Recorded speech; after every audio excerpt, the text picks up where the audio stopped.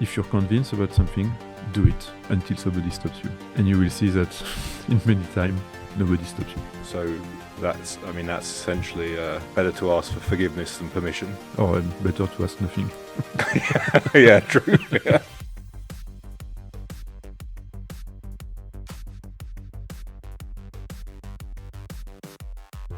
Who's been your favourite boss? For me, it's an easy question.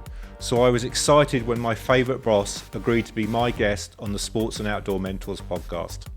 Xavier Guen is the leader of the winter sports equipment business for the best known and most successful winter sports brand globally, Salomon. We discussed the different transitions he's faced over his career, including the roles he's held, in the industries he's worked, and the countries he's lived. Xavier humbly shares some of the biggest challenges and failures of his career and what he's learned from them. With more than 16 years of leadership experience in one of the largest groups in our industry, AMA Sports, this is a not to be missed episode for anyone looking to move up the corporate career ladder. So Xavier, you've been now with AMA Sports for around 17 years, 17 years in the sporting goods industry. But before AMA Sports, you spent time, I think 5-6 years in both pharma and consumer packaged goods.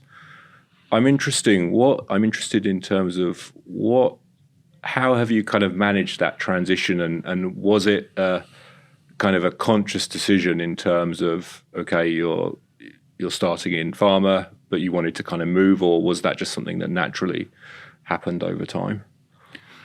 Yeah, I think it has been, at the beginning, it's been really opportunistic. After being graduated, I really wanted to start my career abroad. I mean, having no kids, a bit of freedom. And I had the opportunity to work in New Jersey, in the US, for a pharmaceutical company, a French pharmaceutical company. And I took over this opportunity without thinking too much about the industry. Yeah. When I moved to Newell in consumer goods, a bit the same. I was in Lyon at that time, still working in pharma, and I realized that my career was made 100% of headquarters, and I really wanted more to find a kind of operational job in a factory or something like this in a workshop. And I have been looking for a job for several months. And then an opportunity came up, and it was in this writing instrument industry, which I had for sure no connection at all with pharma, which I did not know more than that, but I took it for the job. And from there, I had the opportunity to move in different positions, and at some point, somebody I can identify like my mentor, moved from this company to AMA Sports. And that's how I ended up in the outdoor. So at no point it was a reflection about in which industry do I really want to work. It's been more like a flow of opportunity. Okay, so I learned something new there. So actually, I didn't realize that you were. I mean, following sounds bad, but somehow following your mentor at the time in terms of shifting industries and shifting companies. Only one, yeah. From FMCG to outdoor industry, it has been just a story of following my mentor. Yeah. Interesting. Okay, but so that's three quite different industries. Okay, there's definitely synergies there, but what would you say has been key in terms of you being able to successfully make those transitions? Because yes, there are similarities, but there are probably more differences than there are similarities. So it's not necessarily so straightforward to make those changes. I think, so first of all, there is probably a personal motivation, a personal engine, which is learning. I really love learning, and learning something new is always super exciting to me. Second, I think I have some analytical skills that I have used to try to understand the environment, how it works, and so on, from a very operational, expertise-oriented standpoint, for sure. It's the basic. But also to understand the culture. And I would say more, it's even to love the culture. And honestly, I can say that everybody tells me, you must be so happy in the outdoor industry, it's so inspiring and so on. Of course I am. I've been likewise extremely happy in the pharmaceutical world or in the FMCG of writing instruments world that I've been working for. So I think it's important to try to find this connection and to have the willingness to understand the culture and to love it. And for instance, even within the outdoor industry, when I moved to winter sports equipment, it's been again a learning, because then you realize that most of our sports are institutional.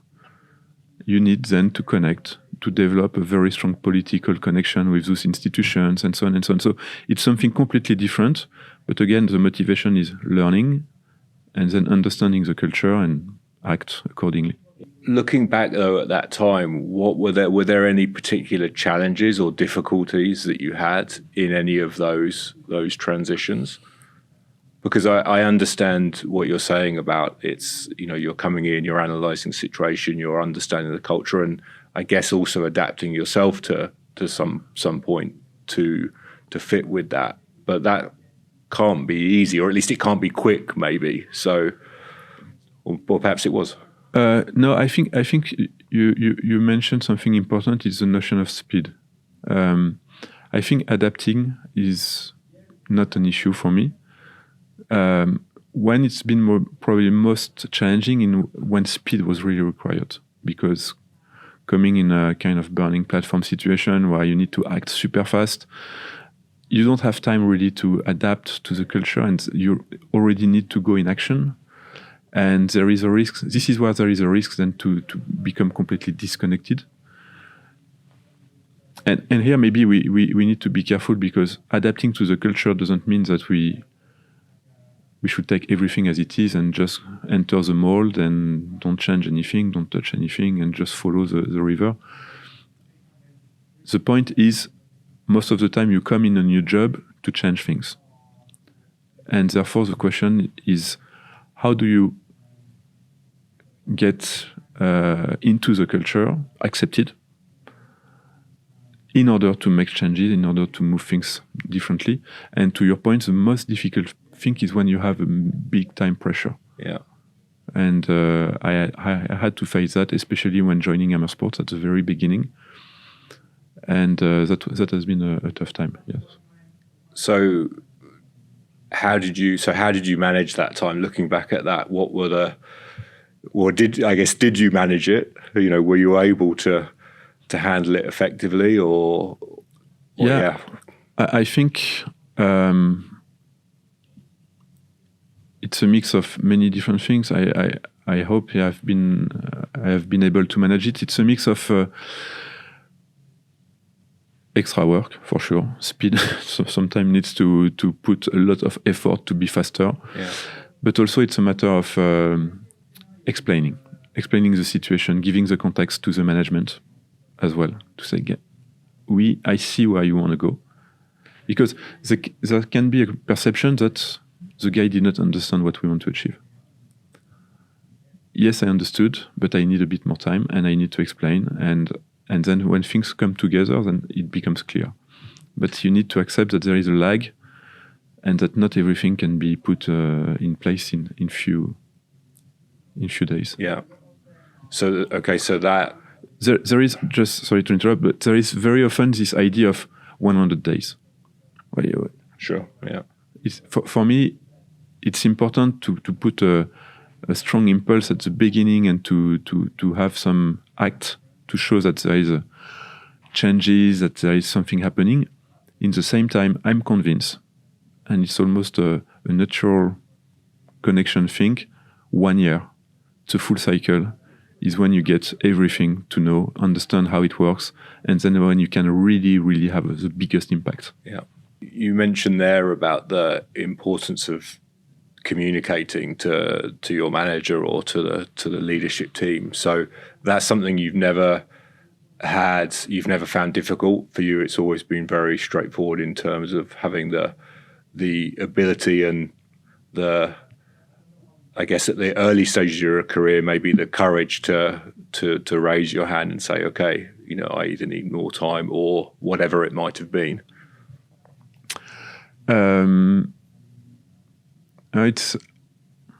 I think for me, especially at the beginning of my career, it's not been a difficult and it's not been a matter of courage because I had full confidence in my manager. Yeah. And I had a quite close relationship. And interesting enough, to answer your question, I think it probably later, in some other situation, it's been more difficult. Okay. Because I didn't have this connection with the manager, and it was a bit tougher. And then this is why you start to be a bit political and try to find the right way to say things and so on, and where basically you can lose efficiency and accuracy. So you've already highlighted there, I think, the importance of that relationship with your manager and the importance of having that confidence, trust, whatever the word is. Yes. But then if we flip that the other way in terms of you being a leader, you being a manager of people, you've worked, as you already mentioned, in different cultures, different countries around the world, different countries. What have been the different challenges you faced in terms of recruiting and building your own teams throughout your career? Well, I think when you arrive in a new job, the team is in place. So first, it's about understanding how the teams behave, how it works together. And I think you said, as a manager, my primary job is probably to lead the team to a high level of performance, high level of efficiency, and so on. So it's first to understand what is the dynamic, what are the strengths, what are the weaknesses, and what needs to be changed.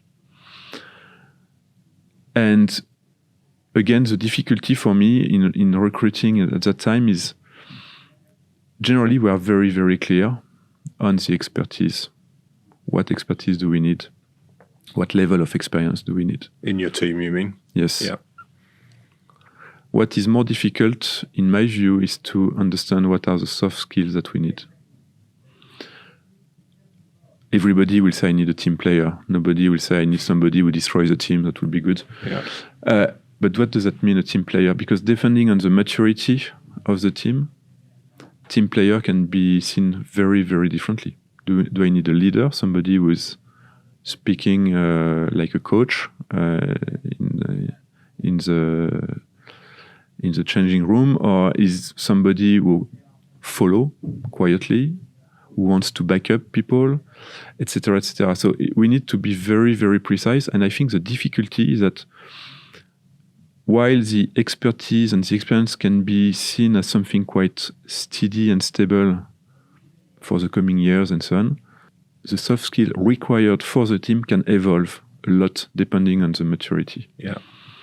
And that becomes almost a question which I haven't solved today is, does that mean that we should renew more often some places of the team? Because I needed a leader to coach the team, to build the team, but now I need somebody more like follower or something like this, and that's a different type of skills that is required. Yeah. So I think the soft skills anyway is always the toughest one. And yeah, I agree. And I was actually talking about this yesterday at OSV, and we were talking about hiring for soft skills, because I think a lot of times people are hired based on their, let's say, hard skills, and exactly. Often fired for their soft skills. So when you're thinking about that now, and you're obviously very kind of sensitive, aware of that challenge or issue, let's say, so when you're approaching recruitment or hiring of new team members, how are you approaching that? How you're approaching the assessment and the understanding of someone's soft skills? Because it's not so straightforward. It's not so easy to do as it is assessing necessarily hard skills. Yes, no, it's not easy to do. So first, even before assessing, in the list of priority, I realize that very often when you draw the perfect profile that you are looking for, there is a mix of hard skills, soft skills, and everything is very clear, very well articulated. And as you go into the recruitment process, you realize that it will be impossible to find the profile matching 100% of your criteria. I can confirm. Exactly. And then you start to select. Yeah. And something which I realized really lately is that systematically the first criteria on which you will compromise are the soft skills. I had a very precise example recently. I needed a specific profile, specific expertise in the snowboard environment to drive a team and so on. I think we were quite right at the beginning on establishing the perfect profile. And then as we moved into the recruitment, we realized it would be difficult. And then we say, yeah, but we need absolutely this expertise, so it's no debate. Okay. And then we need somebody from the snowboard world, so it's no debate. And then you start to compromise on the soft skills. And I'm convinced, looking back at the choice we've made, that we were completely wrong. Given the situation of the team, given the priority should have been the managerial soft skills that we are putting in place. So that's not completely answering your question, but then to better answer your question, of course there is the usual tools of profiling and so on and so on. I must say that we probably don't use it very well because sometimes we see quite a gap between the results of we have understood and what we can witness afterwards. Okay. First, and then even those tools are quite rational. Yeah. There is a psychological dimension, and then I realize that we are not psychologists at all. Yeah. And sometimes, even without talking too much about skills, you have some very toxic personality. And if you don't detect them, you create a massive chaos. Yeah. So that's one of my thinking today. And I had a discussion with my HR business partner recently. How can we bring this kind of psychology, I don't know, lifeline or something where we can say, okay, this is somebody which will fit with the organization and so on. So that's for me something really, really important. And I realize that there are very, very simple, basic things that we barely never do because of time pressure and so on. Checking references. Exactly. Yeah. Well, that's for the stupid. Toxic thing. Exactly. That should be spotted. Exactly. And sometimes you don't feel at ease because since you're recruiting, you don't necessarily want that the employer knows. Sometimes there is good reason. Sometimes there is not even a single good reason. It's just a matter of not taking the time. Mm. And to finish, if I follow the process, one of the biggest mistakes we make always, because the recruitment process is time-consuming, is costly, is taking a lot of energy, when you realize that this is probably not the right person, after 2 months, 3 months, instead of saying, you know what, sorry, we've made a mistake, it's better for both of us that we stop here, we tend to continue and to keep pushing and try to think that there will be some solutions and things will get better and so on and so on. Yeah. And I think that's also a big mistake because when the soft skills do not match, it's tough to change it. Yeah, absolutely. I mean, obviously, I'm on this topic reasonably biased, but I think for me the hire slow, fire fast, is right. Because to your point, and I think you're not alone. I mean, many companies, and I experience this every day, don't invest the time in recruitment. Yeah. And you said earlier on that, as a leader, as a manager, your most important task is kind of managing and leading the team, which means that fundamentally recruitment has to be one of the most important tasks of leading the team. But it's interesting that it's rarely, I think, gets the time and attention that it really needs. Why is that, do you think? And this is just maybe a personal question. Well, because of course, there's many other topics, but also, rationally yourself, that, it's something that needs that investment. But why do you think companies are maybe not investing or not spending enough time on this? Is it just a number of topics, or? It's a good question. I think that when you're in it, first you feel that you spend a lot of time on it. Yeah. Because it's in the course of a year, I think, in the course of a business planning, there is never the plan to recruit someone at that time. Generally, you recruit as a reaction to something, because you had to let go someone, or because somebody is gone, or whatever. Then you say, okay, I have this amount of work that was perfectly planned, those gates to manage and to validate. And then on top of that, I need now to recruit someone. So that's probably one element. Second element, I would say, at least for large company, the process is really split. Is in the hands of many, many different people.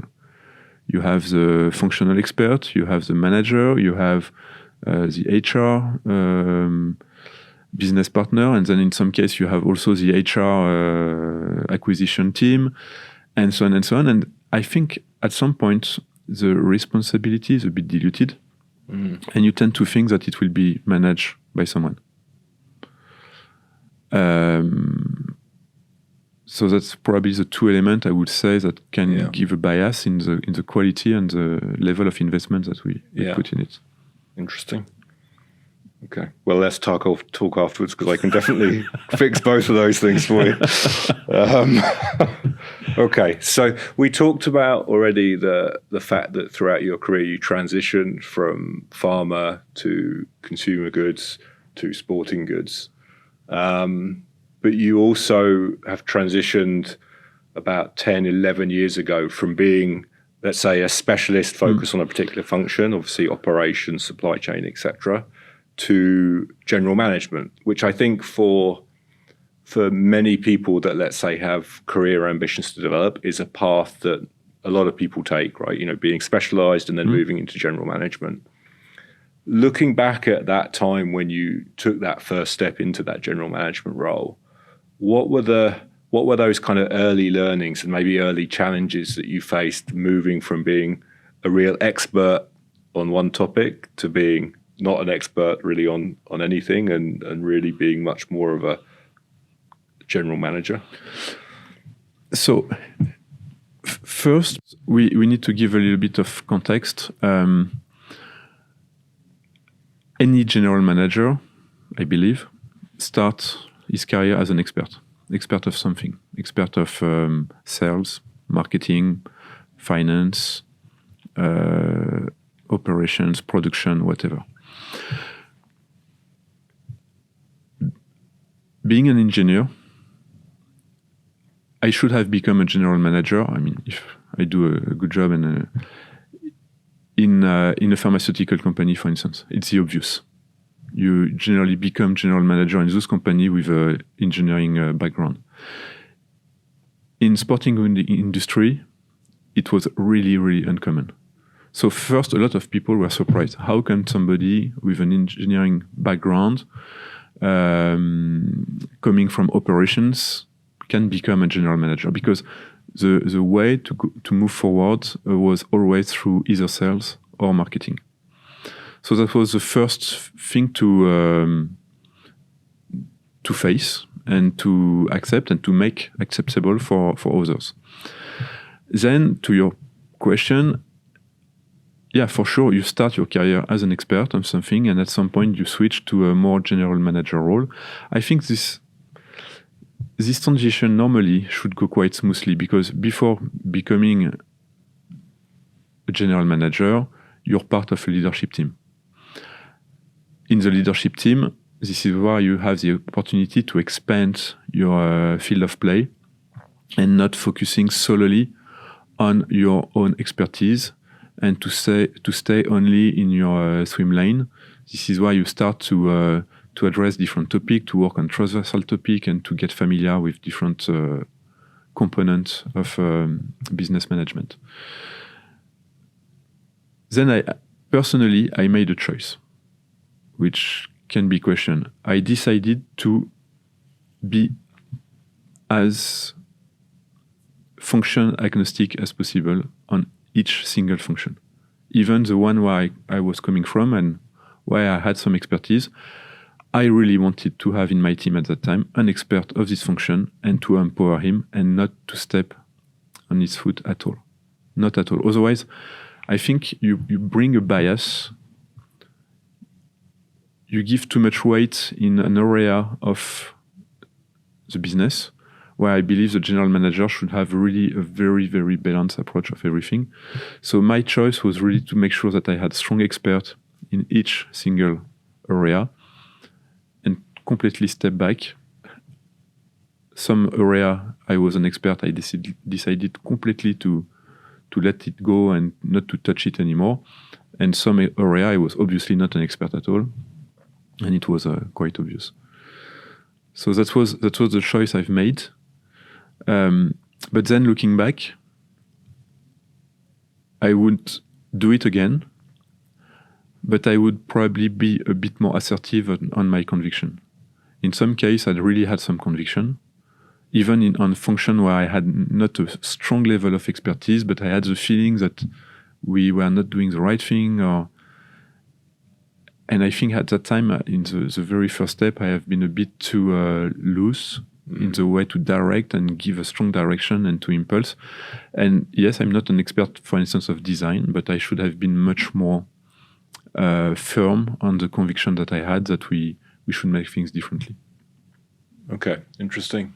I want to go back to the point you were saying before, because I think that's really important, and I think it's often underestimated. If I understood well, what you were saying is that when you are already in a leadership team and you are the functional expert in there, you also need to play a role or have a mindset that you're also there to do the right thing for the team as a whole rather than just for your function. Is that what you were? Yeah, absolutely. I think in an ideal world, and it can look a bit gimmick, but we tend to say that when you're in a leadership team, your primary team is a leadership team. Yeah. Where most of us, when in a leadership team, tend to think that your primary team is the one you manage. Yeah. Your expert team. And I think that's probably the question is not to go from one extreme to the other. It's a matter of balance, but the balance being naturally moving into the expertise management, it's good, I think, to reinforce the fact that your primary team is the leadership team. Yeah. I think that's really important and sometimes not well defined or made clear in a lot of cases. I think that's really valuable. And when you look back, were there any, I mean, maybe you've already touched on this, but were there any skills or habits you almost had to unlearn? I mean, you talked about a little bit being almost purposefully stepping really further back in the area that you were the expert of. Yeah, no, honestly, I think I didn't have too much difficulty on that. And I was surprised at some point, sometimes you have contact with headhunter and so on. And I was surprised to see sometime in the discussion, people saying, we are looking for a CEO for this type of company and so on. But the key challenge of the company is commercial development or supply chain management. Therefore, we want to have a CEO with this background or this color. Yeah. And honestly, I'm very, very surprised to hear such a thing, because for me, it's natural that a general manager should bring on board a very, very strong team of experts. But then his job is not to be the expert. His job is to make sure that the team of experts is working properly toward a clear direction with a clear mission. And so that was really my thinking at that time, and I think I would still do it the same way. It's interesting what you just said, because I think that's very common in terms of recruitment for CEOs. And it touches back a little bit on the topic around soft skills, because actually probably that's the competency and area that as a CEO maybe should be the core strength of that person, because that's what they're doing. You know, they're leading. It's much more human skills than a specific hard skill that is where the most value should come from. I agree. Yeah, that's really interesting. Maybe before we talk a little bit about the industry as a whole, I wanted to talk a bit about, I already mentioned that, you know, yesterday I was at the OSV, and I know you were as well in the morning, and you recently took the position as president of the OSV after, I think, sitting on the board for 3 years or so, or maybe longer. 5 years. 5 years. Yeah. So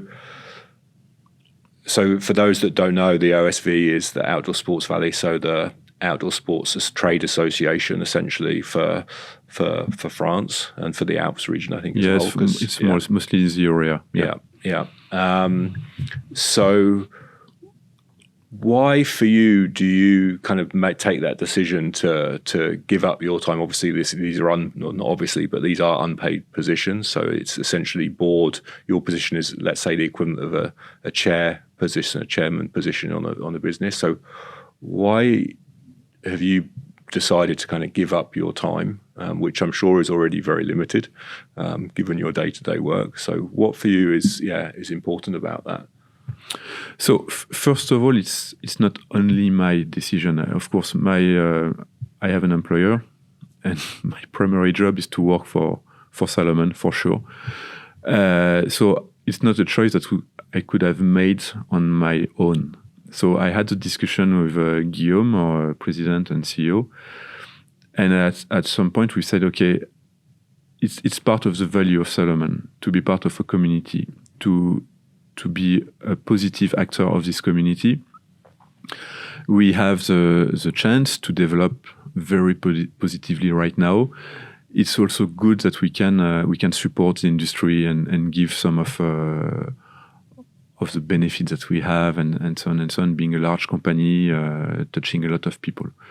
So that was the first point. And I think it's even more important for us to really state that Salomon is strongly anchored in the outdoor world, as we are developing extremely fast in many, many different areas, including lifestyle, urban market, and so on and so on. Sure. It's important also to give this message to our communities and to everyone that it's not either or, we do both, and our DNA, our roots, we know them, we value them, and we still invest on them.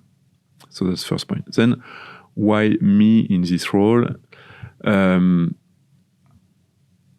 very connected and impressed by the job done by OSV. For many years, when looking at the way the association has been developing, there is a real expertise in fostering energy, in managing collaborative innovations, and so on and so on. And it's a very, very powerful association that we have here. It's unique.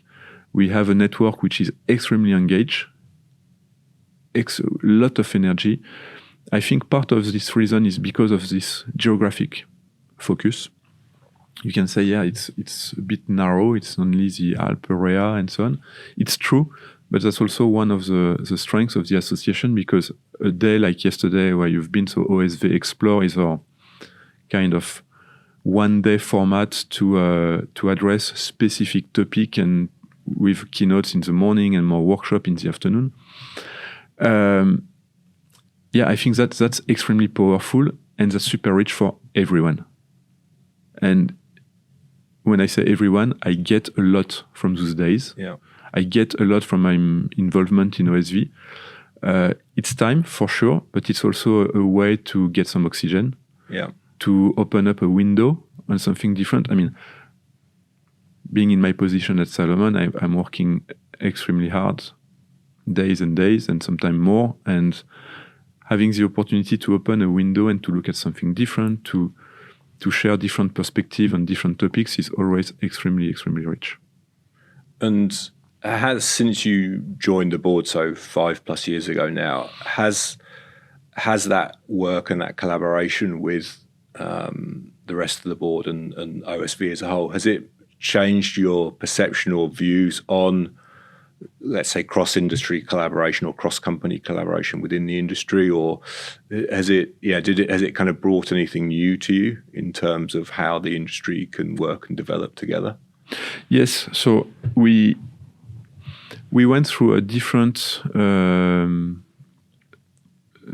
project to connect industry, different actors of the industry together on one topic, and I think we get some learnings from that. It needs to be a very, very clear topic on which companies are not in competition. So we have, for instance, work on some innovation topic where you have companies from which are not at all from the same area. So one can be more apparel, one more climbing, one more whatever. We can easily work on some topic together. When it becomes a bit more tough, it's when you start to work on topic that can really, really generate competition. So let's say, how can we develop the next solution for circular economy or whatever? If we are really, really entering into a competition, it's getting tough. I think one place where it's easy to have people working together, and it's not with OSV, it's more with the FESI and WSN group. It's about sustainability, where we are working together on how do we define the norms and regulation in terms of product impact communication, where nothing exists today.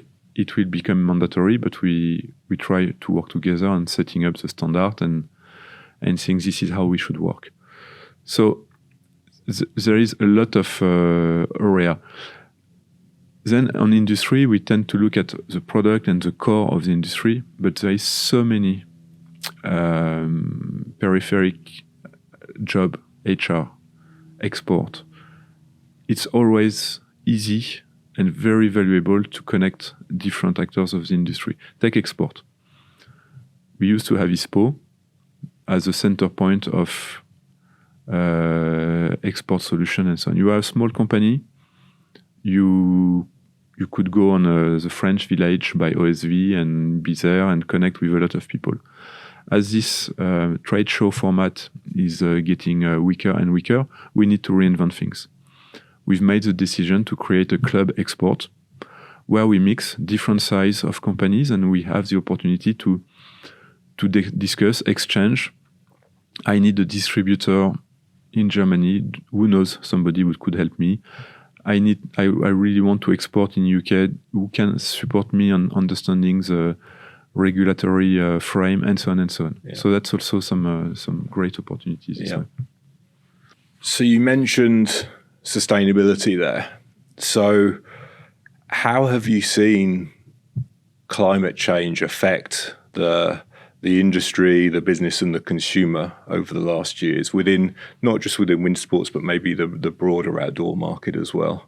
And how do you see that evolving as well over the coming years? Because I think this is probably the outside of, let's say, macroeconomic factors, it's probably one of the biggest macro topics that the industry is facing as a whole right now. Yes, absolutely. So being strongly connected to the outdoor and to the mountain, first, we are really the first one to witness those changes. We know that climate change affects faster and stronger our ecosystem of mountains and outdoor. So clearly we see the change. I think in this context, all the industry has taken a big responsibility by first transitioning into different ways of working. Most of the industry have really set goals to reduce the impact of their product. Most of the industry, it was one of the topics yesterday at OSV, is thinking on how to communicate to the consumer so that we still encourage them to connect with outdoor, because we are convinced that this is one of the best places on earth to have sport activity, to dream, to connect, and so on. But it's also a fragile environment where we cannot do everything we want. So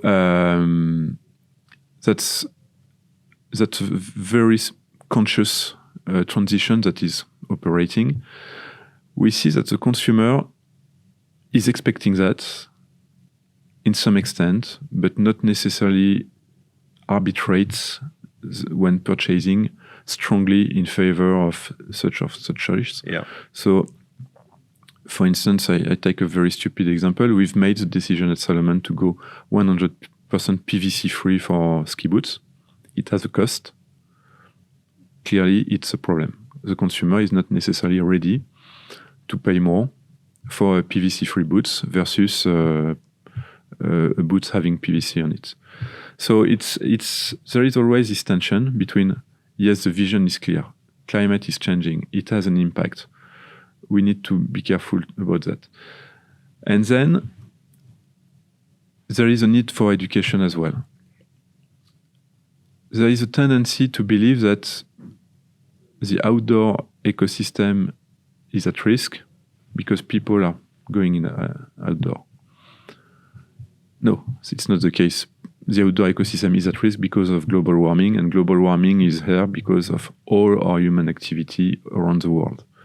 So connecting people to outdoor is also an opportunity to make them understand the changes that are happening for real, so that they can change their behavior when they're back to their daily life in big cities, in different type of activity and so on. But really this shortcut has to be avoided and to be explained. It's like thinking that there is plastic in the ocean because people are swimming in the ocean. Yeah. It's the connection is not that obvious, of course.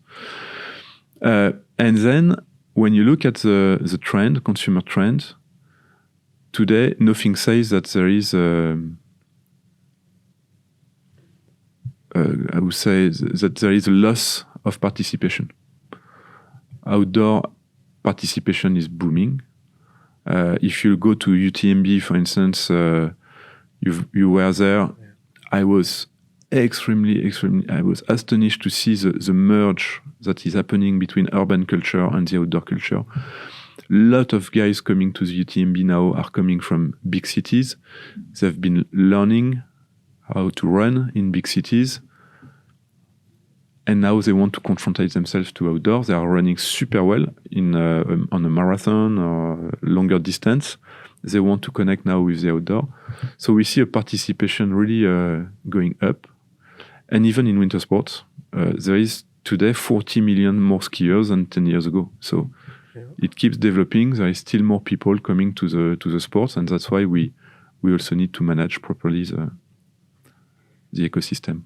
Do you think, you mentioned there that the consumer in a lot of cases still is maybe not willing to pay the extra for a in the case of your ski boots, a PVC free product?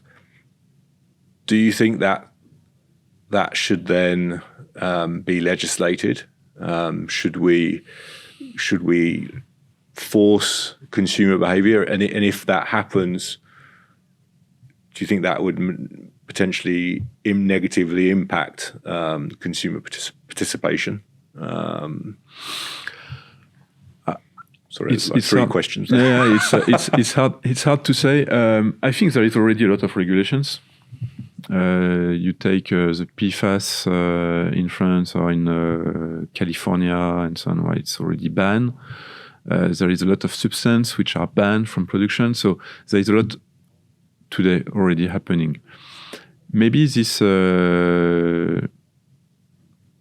regulation about displaying the environmental impact on products, like you have for a fridge. Yeah. So EU is working on a similar type of regulation for any kind of product. Could be a way to tell the consumer, okay, you're buying this boots, but it's a D. This one is a A. It could help. Today there is nothing telling him it's better or worse. PVC free, yeah, right. What does that mean? Yeah. What's the impact? I don't know. I'm a simple consumer. I have no clue. Sure. Yeah. So there is probably, personally, more than regulation, I think communication and, again, the environmental impact display could be a good way to move forward. Yeah. Yeah. To get people more sensitive about what that means. Yeah. Okay. Makes sense. So we already talked about 2 transitions over your career. So industry and role. Another big transition through your career is that you already touched on it at the very start of the conversation, that you started working in the US. I know you've also spent time working in Italy and obviously in France. So how have you had to adapt yourself to those different transitions, and what have been the challenges that you faced during those times of starting a new role and moving in a new country and relocating yourself in a new country? So for me, again, with this willingness to learn and to discover, it was always a fantastic time. It's not like when you're living in a place for 10 years and in the weekend you say, what will we do? I've done already 10 times everything around me. So in that case, you have so much to discover. Everything is new. Everything is a discovery, and that's great. This newness is bringing a lot of energy. This newness is asking also a lot of energy. You need to go to a doctor. It's something new. You don't know where to go, and so on. So for me, the biggest element in those relocation is always the family. And I think for a company, the focus number 1 is to make sure that the family is treated well, so that you can free up your mind and really focus on your job. Because if you start to think, how are the kids at school? Is my wife happy or not? Or then you lose considerably into productivity and you lose energy a lot. So for me, the key point on those relocation is to make sure that the family is fine, and then it's just pure pleasure then, because it's discovery, it's positive energy, and so on and so on. That's really interesting, because if you think about the less common now kind of classic expat packages that companies used to offer, which used to be everything, the house, the education, yes, everything. And that's it does exist in some industries still, but it's pretty rare, I think, compared to what it used to be. Obviously, businesses are looking to cut costs, but I wonder, I'd never considered it until now, but I wonder if that's a false economy, because actually, to your point, if you're relocating somebody and then the family are not happy, and then that leads almost certainly to that person maybe not succeeding in their role or having to move earlier. I wonder whether that's really interesting. I've never considered that. Yeah, I think it's and I haven't done the math, and I cannot say if it's it was doing it, but as an expat, for sure, it was the key point of focus. Yeah.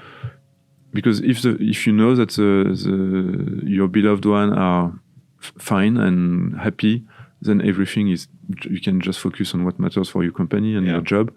So that's one point. Second point, in terms of adaptation, I think we need to be careful not to adapt everything at the same time. You're changing role, you're changing location. You need to make sure at that time that you don't change your field of expertise. Okay. I think. Yeah. We tend to say, I tend to believe in the expert world, it's a common way of thinking that if you change 3 things at the same time, it becomes super difficult. If you change company, expertise, and location, it's a lot to manage. Yeah. So at least you need to keep one of those elements fixed so that you can refer to it and have a foundation. Yeah, absolutely. Makes complete sense. So looking back, you've had, I think 27 years, maybe a little bit longer now, professional career. Maybe. Probably best not to think about it too much.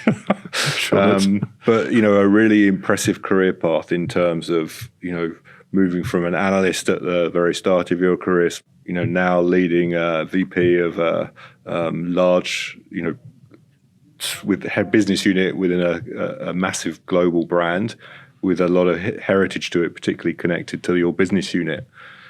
When you think about your career, what would you say have been some of the, if I use some AMA analogies, some key success factors of of that career, how have you been able to make those steps and end up where you are today? Are you able to kind of boil that down to a few things? I think one of the reasons that I've been able to evolve, and at some point I've switched from an expert role to a general manager role, is linked to some managerial skills, an ability to lead teams to success. That's probably one. The second part, I was saying, I think the analytical skills are part of my way of working. I'm quite data oriented, want to understand things, take rational decision. So that's probably maybe the two elements that help me to go toward that. And I realize that in this type of position, having a kind of here we are talking about soft skills, but being quite calm, consistent, is probably providing security to the management. Yeah.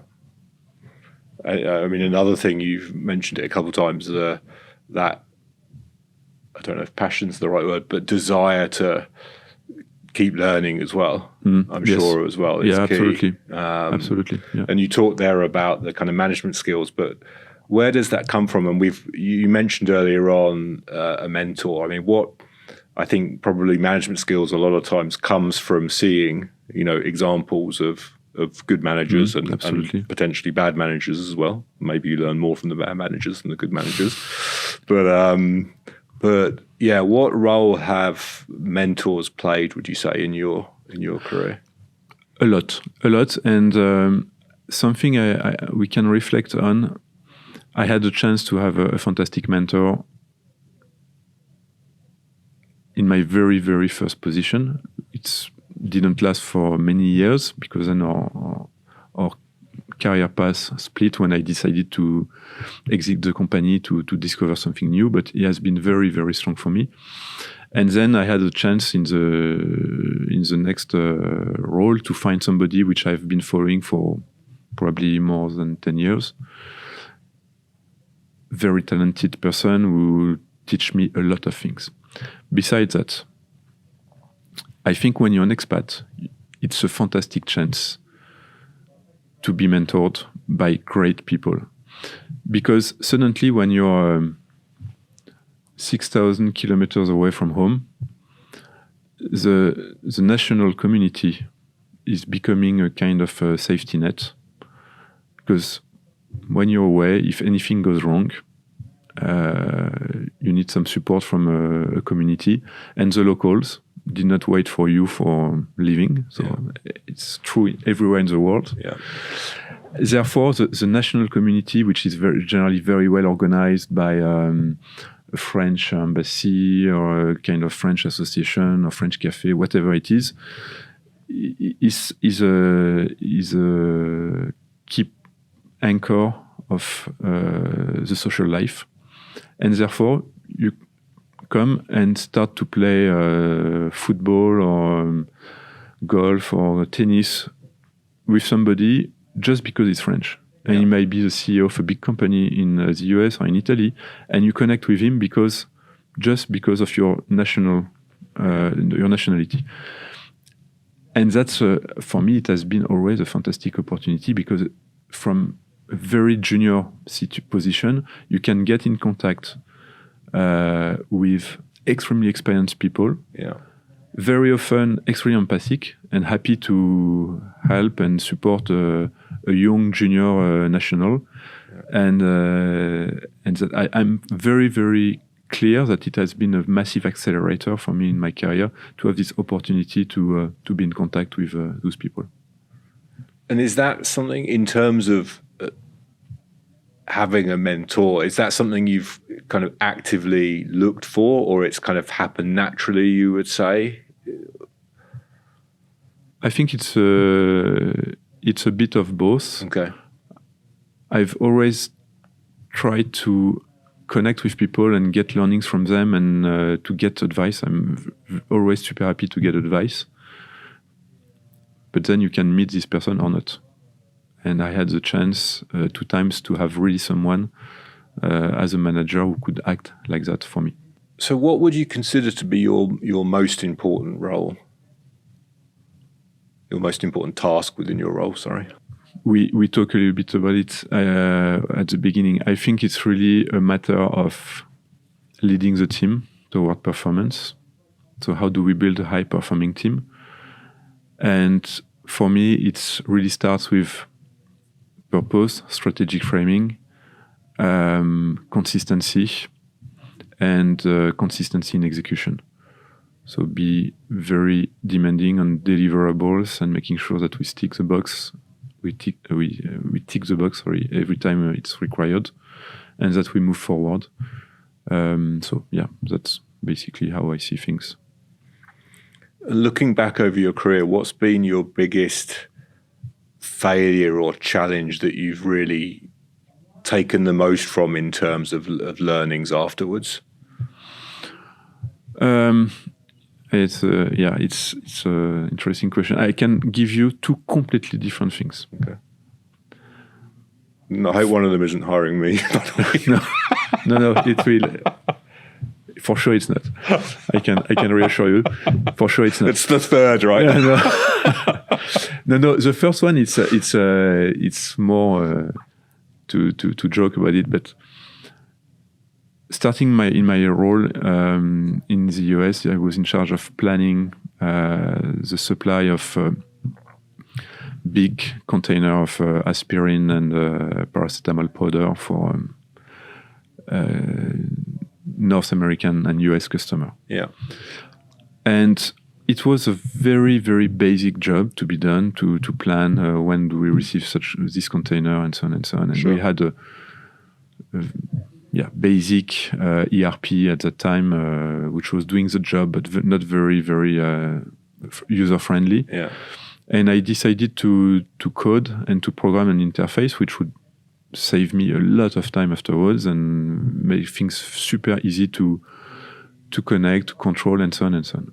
And it worked super well, except that once I've made a mistake and I saw the container coming, when we realized that it was still in France, and that there was no way to catch up because you cannot air freight such a big because it's a commodity, it's not expensive, it's no margin, so it's no margin, and so on. So the consequence was just that Eastman, large American company, will stop production during 3 weeks because of me. Oof. And that I was not very super proud about that, for sure. And my manager at the time, so mentioned was one of my mentors, said, okay, he made a mistake, but I'm responsible for him. So how can we catch up? So we've built a full plan and so on and so on. And part of the plan was I would go to Eastman and tell them the situation, and I was literally shaking. Yeah, I can imagine. It's been a really, really tough situation, and I think what I've learned from that, well, it was a mistake for sure, but never lose the big picture. You can focus on details, you think, but at some point, looking at the big picture, I would have seen that the system was wrong, something was not properly managed, and I would have allowed to detect the mistake much earlier. So it's more like a small thing, but it was interesting. Yeah, big impact. A big impact. No, the second one, which is more recent and which you know a little bit, when I took over apparel, I was clearly given, so it was 2 challenges. To rebuild a team, which was devastated, as you know, and to set a strategic direction. And at that point, I had not been given much choice in the strategic direction. I was kind of forced into, this is what we will do and you do it. And I was really not convinced about it. And I think it was a mistake to accept that. I should not have accepted that because it was against my conviction. Ultimately, it's been proven that the choice was not quite right. And probably it's one of my biggest failure in terms of professional achievement. I should not have accepted. that easily. Interesting. Even if it's not, it's easier to say now than at the time. Yeah. But this idea to develop into a kind of mass brand for Central Europe and so on was clearly not the right choice, and we were more in a stage where we should have been building the brand toward more premium product and so on. This was my conviction, but I did not spend enough energy and effort to make it happen. Yeah. It's good, to be able to look back at that, because I'm sure that you take away from that, and that impacts how the choices that you've made and decisions that you've taken and things that you've pushed back on and things maybe you haven't pushed back on since then. So absolutely. I think I've clearly identified that I should follow a bit more my conviction. Yeah. Absolutely. Yeah. And fight more for that, which normally I do, but the situation was tough at that time, and I give up too easily. What's the best piece of advice you've ever been given? Professional advice? It's two things which are relatively similar. The first one is, don't wait that a responsibility will be given to you. Take it. Yeah. Just take it. And the second piece of advice, which is very similar, but which I think is quite interesting, is if you're convinced about something, do it until somebody stops you. And you will see that in many times, nobody stops you. Yeah. And that's, I think, something also very powerful when you realize that. So that's essentially better to ask for forgiveness than permission. Yeah. Basically.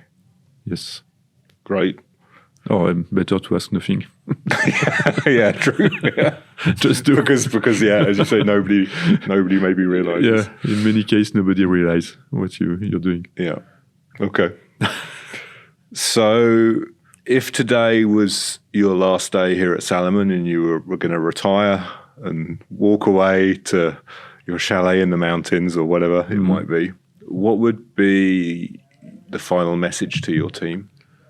First, thank you, because I think it's spending time, building time with people like that. It's a human adventure first and foremost, and I think if you put the question when I will retire for real, I think nobody will remember what percentage of EBIT did we achieve that year. For sure. What top line growth did we achieve that year? But we will more remember how did we feel with the team, what time did we had together. I think that's much more powerful. So that would be the first message. It's a human adventure, and I've been very pleased to have it with them.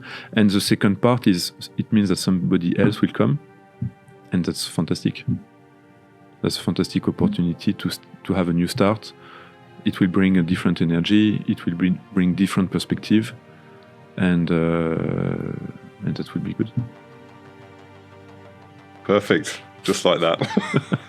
Great. Well, thank you very much, Xavier, for taking the time to chat with me this morning. I really appreciate it. Thank you for inviting me. It was my first podcast. So it's really? Yeah. Okay, good. Well, hopefully not the last. Or maybe you're hopeful it's the last. But no, I really appreciate you taking the time. Thanks very much. I think there's a lot of really great leadership insight there and lessons that people can really take away. So yeah, thank you for sharing and being so open. Thank you, Dan. Thanks so much for listening to this episode. Please ensure you click the follow or subscribe button on your podcast app so you never miss a new episode. And don't forget, it's completely free. If you're interested in what else we're doing, please follow us on LinkedIn. I'm Dan Trapp, and you've been listening to Sports and Outdoor Mentors.